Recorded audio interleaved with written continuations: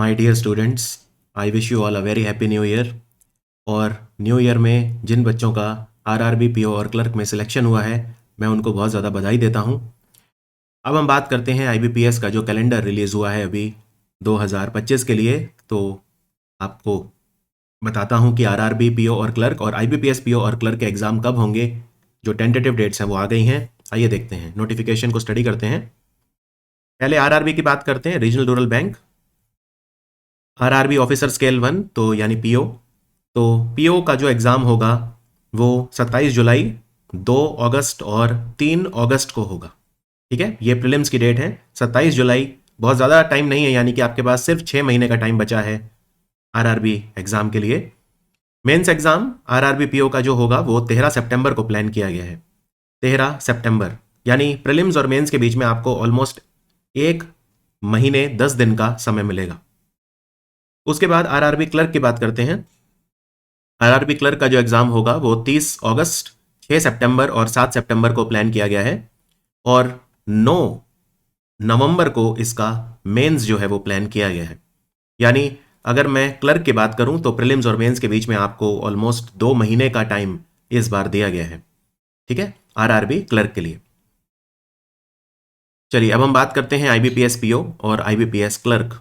इस बार जो IBPS clerk है उसे एक अलग नाम दे दिया गया है। अब से आईबीपीएस क्लर्क को कस्टमर सर्विस एसोसिएट कहा जाएगा। फिर एक स्पेशलिस्ट ऑफिसर होता है जिसमें अलग अलग पोजीशन पोस्ट होती हैं, मार्केटिंग, लॉ वगैरह अलग अलग एग्जाम होते हैं। और सबसे जो मुख्य है वो है पीओ। तो आईबीपीएस पीओ का एग्जाम इस बार कब होगा? प्रीलिम्स एग्जाम होगा 4, 5 और 11 अक्टूबर को। 4, 5 और 11 अक्टूबर। और फिर उसके लगभग 1.5 महीने के बाद 29 नवंबर को इसका मेंस होगा। 29 नवंबर। आईबीपीएस क्लर्क का जो एग्जाम है वो जब ये पूरा प्रीलिम्स और मेंस हो जाएगा आईबीपीएस पीओ का, उसके बाद प्लान किया गया है, क्योंकि जो मेंस 29 नवंबर को है और जो कस्टमर सर्विस एसोसिएट यानी आईबीपीएस क्लर्क का जो एग्जाम है प्रीलिम्स का वो दिसंबर में है।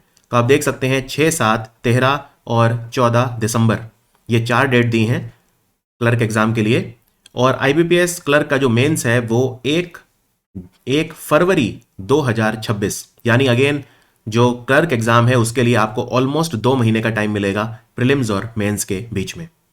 हर बार की तरह जो रजिस्ट्रेशन है वो एक ही होगा। प्रीलिम्स मेंस के लिए अलग अलग रजिस्ट्रेशन की जरूरत नहीं है, एक ही रजिस्ट्रेशन होगा और ऑनलाइन होगा। और जब भी नोटिफिकेशन आएगा, फाइनल नोटिफिकेशन जब आएगा उसके बाद वो लिंक एक्टिव हो जाता है जहां पे फिर आपको उसके लिए अपने आप को रजिस्टर कराना है। सो आईबीपीएस पीओ एग्जाम के लिए आपके पास लगभग 9 महीने का समय है और क्लर्क एग्जाम के लिए आपके पास 11 महीने का समय है।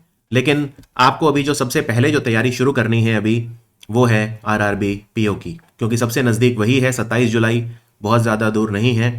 समय बहुत तेज़ी से निकल जाता है, साल दर साल निकलते रहते हैं बहुत तेज़ी से।